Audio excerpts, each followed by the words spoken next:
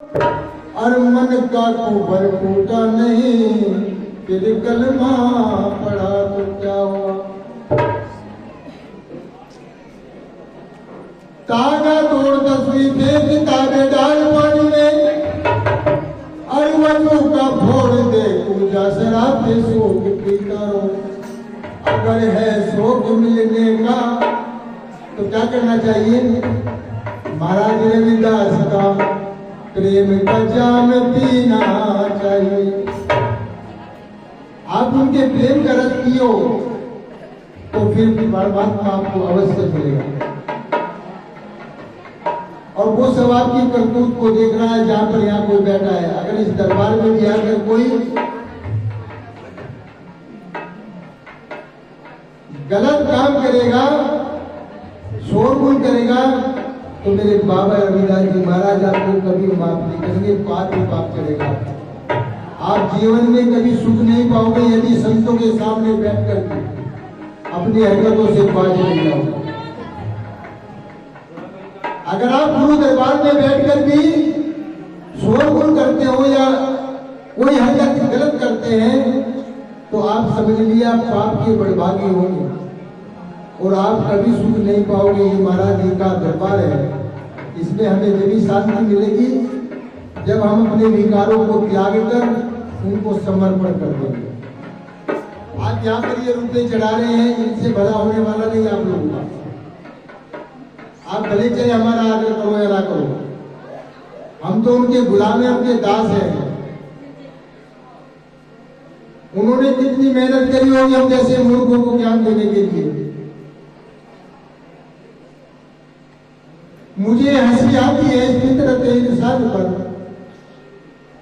मुझे हंसी आती है इस फितरत इंसान पर, और काम तो खुद करे लानत करे शैतान पर। आज हम दरिद्र क्यों बन रहे हैं। दरिद्रता का कारण स्वयं आप हो, क्योंकि आप गुरु महाराज की बात का पालन नहीं करते, आप संतों की आज्ञा का पालन नहीं करते, इसलिए आप दरिद्र हैं, आप दुखी हैं, आप पर कष्टों का पहाड़ टूट रहा है।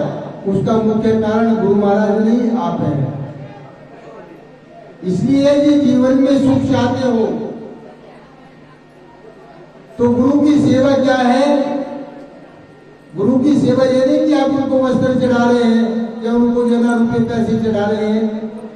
आप उनके सामने दो फूल लेकर जाइए और गुरु महाराज उसी में प्रसन्न हो जाएंगे, और फिर आप उनसे जो लेना चाहो, जो भी मांगना चाहो, वो आपको बराबर मिलता चला जाएगा। लेकिन मिलेगा कब। राम झरोके बैठकर और सबके मुजरे ले, और जैसी देखत चाकरी मेरा प्रभु ऐसा ही पढ़ ले। आज जगह जगह सीसीटीवी कैमरे लग रहे हैं और वहां पर लिखा हुआ है कि आप इसकी जो है ना निगरानी में सावधान हो जाइए। विचार कर देखिए आप, हम लोगों को आगाह कर रहे हैं कि आप सीसीटीवी कैमरे की निगरानी में हो, कोई गलत कदम न उठा लेना वरना आप फंस जाओगे। लेकिन जो मेरे गुरु महाराज का, और गुरु महाराज कौन है। अब आप देखिए मेरे गुरु महाराज कब होंगे। रविदास जी महाराज कितने वर्ष हो गए होंगे,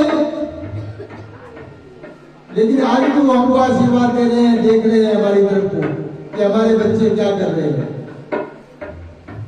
आप तो रात को सो भी जाते होंगे, लेकिन वो आपके बारे में निहारते रहते हैं कि कोई मेरे बच्चे दरिद्र ना हो जाए, मेरे बच्चों पर कोई कष्ट ना आ जाए।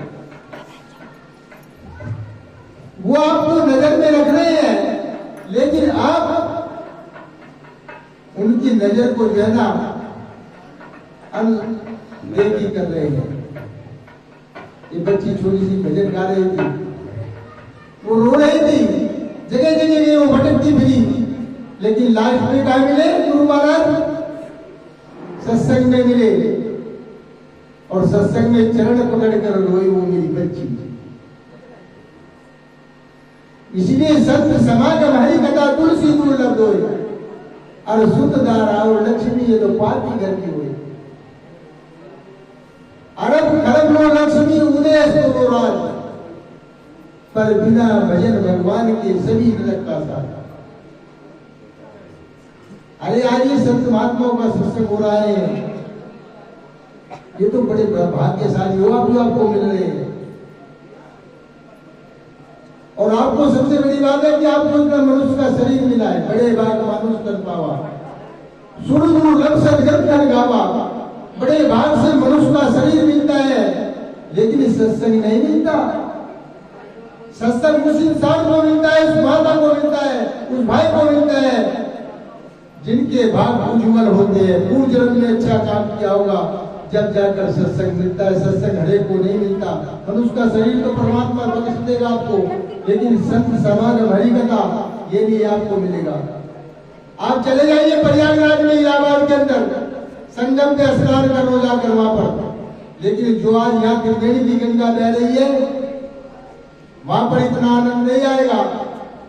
वहां पर गंगा जमुना सरस्वती इन तीनों का संगम हो रहा है। और आपने देखा होगा, सुना होगा विवेकानंद जी महाराज को, महामंडलेश्वर को वहां स्नान नहीं करने दिया, करने नहीं दिया ना, आपने सुना होगा वीडियो पर। लेकिन वो जो स्नान है, यहाँ चाहे कितना भी बड़ा महामंडलेश्वर आ जाए, वो इस स्नान से डुबकी लगाकर जाएगा तो गंगा में स्नान कर सकता है। लेकिन यदि वो सत्संग में स्नान नहीं करेगा तो वो ना ही वो इसको महामंडलेश्वर बना सकता, ना उसको कोई संत बना सकता, उसको केवल जो है ना आम आदमी के डरे रहेगा। इसलिए सबसे पहले सीढ़ी है सत्संग की गंगा में स्नान करो, संत महापुरुषों की गंगा में स्नान करो, उसके बाद किसी भी गंगा पे जाकर स्नान कर लो, आपका कल्याण अवश्य होगा। लेकिन ये कहाँ मिलेगा? ये केवल सत्संग में मिलेगा। अरे जात जात का भावना जात जात में जाए, पर साधु तो एक ऐसा भावना भक्तों जो सभी जात में जाए। अरे मेरे बाबा की वाणी जो है ना, चाहे कोई ब्राह्मण है, चाहे क्षत्रिय है, वैश्य है, शूद्र कोई भी है, लेकिन वो जो है ना सबके घरों में है, उसके स्नान कर रहे हैं और उस स्नान में जो गोता लगा रहा है वही आज जो है ना संत के रूप में जो है ना उसकी व्याख्या होगी। इसलिए मेरी आपसे प्रार्थना है कि अगर आपको कुछ मांगना है, मैं आपको एक बात बताने जा रहा हूं। यदि आप सुखी होना चाहते हो तो अपने गुरु महाराज से एक ही चीज मांगो कि गुरु महाराज मुझे सद्बुद्धि दे। आप संसार की भोग की वस्तु कुछ नहीं मांगो। अगर आप संसार की भोग की वस्तु मांगोगे तो वो तो परमात्मा ने आपके गुरु महाराज ने आपको पहले दे दी थी जब गर्भ के अंदर था। जिस वक्त गर्भ के अंदर प्रवेश हुआ था उसी वक्त ठीक आपकी पूरी लिस्ट बना दी थी। इतना आपको लेना है, इतना देना है, इतना वहां भोजन करना, फला जगह जाना है। आपको मुझे थोड़ा ही पता लग गया यहाँ पर मुझे आने में हरिद्वार से फेंक दिया मुझे यहाँ। इसलिए मेरी आपसे एक ही प्रार्थना है कि अगर आपको कुछ मांगना है उनके दरबार में तो केवल एक मांगो कि परमात्मा मुझे सद्बुद्धि दे। और जो सद्बुद्धि नहीं मांगता, संसार को मांगता है, वो सदा कष्टदायक होता है, कष्ट ही कष्ट उसको मिलता है। एक बुढ़िया माता थी मेरी जैसी बैठी है, वो भगवान के दरबार में गई, भगवान मुझे वरदान दीजिए आप। भगवान ने कहा अच्छा वरदान मांगना चाहती है? उसने कहा एक ही वरदान मांगना, दूसरा वरदान नहीं ले लूंगा। लेकिन वो तो बाबा के दरबार में गई हुई थी, खुश थी, उसे तो पता था कि। उसने कहा ठीक है भगवान, मेरे गुरु महाराज ने मुझे तो नुक्ता बता रखा है, मैं आज तेरे से एक ही वरदान मांगूंगी। उसने कहा अच्छा महाराज वचन दो, एक ही वरदान दोगे ना? उसने कहा मेरी माता बड़ी चतुर सुजान थी, मेरे बाबा का पल्लू पड़ा हुआ था,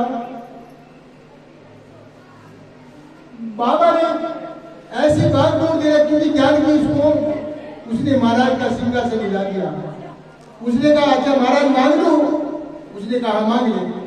उसने कहा सोने के पात्र में जो है ना मेरा पोता दूध पिए। सोने के पात्र में मेरा पोता दूध भी, यानी कि पोता भी मांग लिया, सोना भी मांग लिया और दूध भी मांग लिया। भगवान ने कहा तू तो बड़ी चतुर सुजान है, तूने तो जन्नत तीनों चीज मांग ली। उन्होंने कहा महाराज ये तो मेरे सतगुरु महाराज की दात है मेरे ऊपर, उन्होंने मेरे ऊपर दया करी है, वरना तुम कहाँ किसी के बस में आने वाले हो। तुम तो अपने भक्त नारद का भी जो है ना उल्लू बना देते हो, तो मैं तो किस खेत की मूली हूँ। इसलिए परमात्मा से सद्बुद्धि मांगो। अगर आप सद्बुद्धि मांगोगे तो आपके बच्चे विकार के रास्ते पे नहीं चलोगे। आज का माहौल मैं आपको बता रहा हूँ, बच्चे आज हमारे नौजवान बच्चे जो हमारे साथ पैदा हो रहे हैं हमारे सामने, आज हमारे कंधों पर जा रहे हैं। आज स्मैक चल रही है, दारू चल रही है, शराब, बच्चे छोटे छोटे खूब लग रहे हैं। यदि आप परमात्मा से सद्बुद्धि मांगोगे तो आपका बच्चा वो जैना मार्ग पर नहीं चलेगा, सब मार्ग पर चलेगा। और जब किसी माँ का बच्चा जो है ना अपाहिज हो जाता है तो उसको कष्ट कितना होता है, 100-1 लाख बिच्छू डंक लगाए ना तो उनका भी कष्ट नहीं होता। लेकिन जब माँ बच्चे को जन्म देती है, जन्नी जने तो वक्त जन याद आता है सूर, जन्नी जने तो वक्त जन याद आता है सूर, वरना जन्नी बांझ रहो तो विरत गवावे दूर। अरे मेरे बाबा को ऐसा पैदा करके गई है वो मेरी दादी माँ कि आज उनके जो है ना बेचे को लोग जो है ना अपने सिर का ताज समझकर जो उनकी पूजा कर रहे हैं, मेरे बाबा रवि दादी महाराज।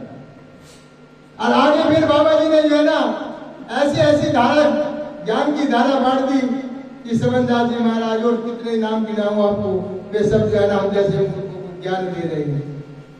तो आइए समय भी ज्यादा रहा, केवल एक भजन और उसके बाद वाणी को विश्राम। बोले सतगुरुदेव भगवान।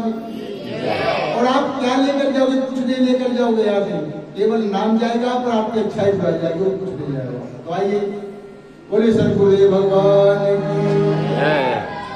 मन फूला फूला फिरे जगत में, मन फूला फूला फिरे जगत में, कैसा नाता रे, कैसा नाता है रे जगत में, कैसा नाता रे, कैसा नाता रे।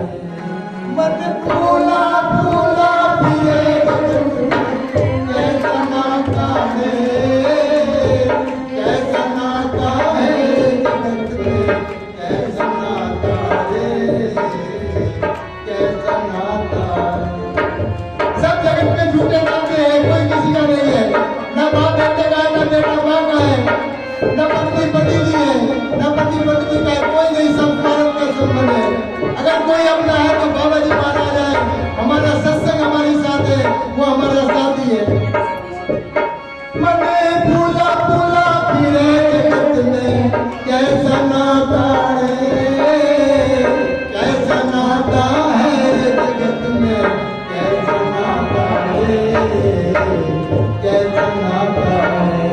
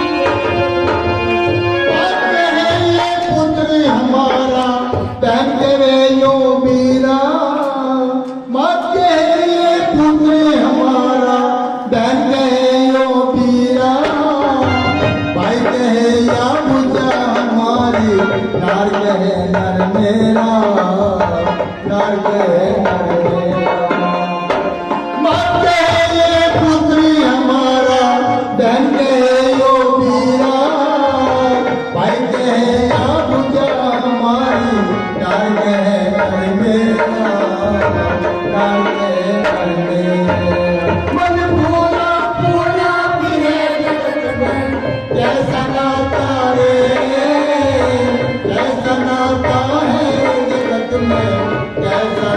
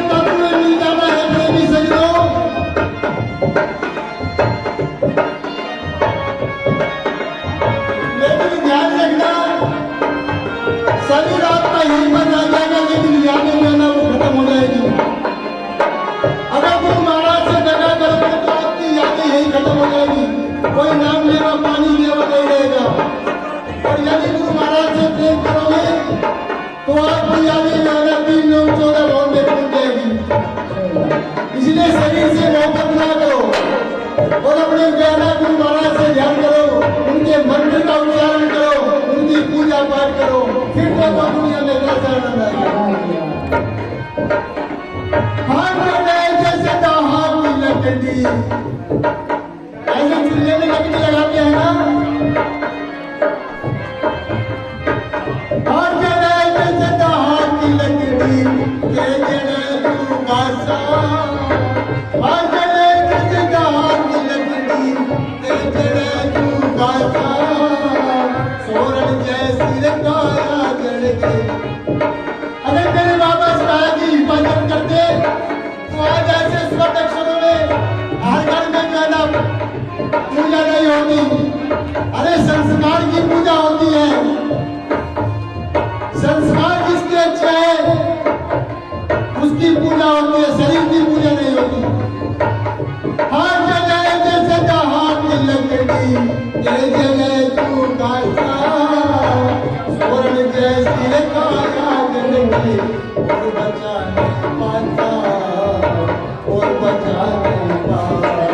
मन भूला भूला फिरे जगत में कैसा नाता है, कैसा नाता है जगत में, कैसा नाता है, कैसा नाता है।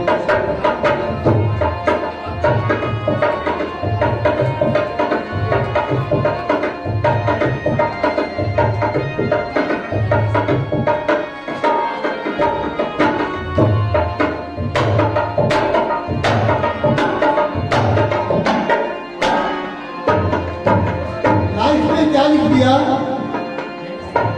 घर की नारी ढूंढन चल।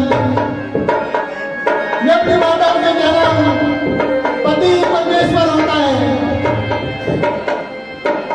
अरे सारी उम्र तो पति के ठोकर मार रही है, और जब उसका शरीर पूरा हो गया तो फिर जो है ना उसको 4 मेरी माताएं पकड़ के ले जाती है दरवाजे तक, फिर रो रो कर उधर बेचारी, महाराज आप कहाँ जा रहे हो, मेरा कौन रख सके, मुझे कौन देखेगा। घर की नारी ढूंढन चाली ढूंढ फिरी जाऊं देसा, क्या कबीर सुनो पैसा तू छोड़ो जग की आशा, छोड़ो जग की आशा। घर की नारी ढूंढन चाली ढूंढ फिरी जाऊं देसा, क्या कबीर सुनो पैसा तू छोड़ो जग की आशा, छोड़ो जग की आशा। मन भूला भूला फिरे जगत में कैसा नाता है, कैसा नाता है जगत में, कैसा नाता है, कैसा नाता है। कबीरा जब हम पैदा हुए तो जगह काम हुई। जब बच्चे का जन्म होता है ना तो माँ बाप खुशियां मनाते हैं, बुआ भी आते हैं कपड़े वस्त्र लेकर। लेकिन कबीर साहब कह रहे कि कबीरा जब हम पैदा हुए तो जग हंसा हम रोए, लेकिन अब ऐसी करनी कर चलो कि हम हंसे जग रोए। अरे वो भी कोई मरना होता है कि लोग बाद में हमको गाली गलौज करें, अरे बड़ा है गया मर गया, बढ़िया खराब क्यों मर गई तो अच्छा है।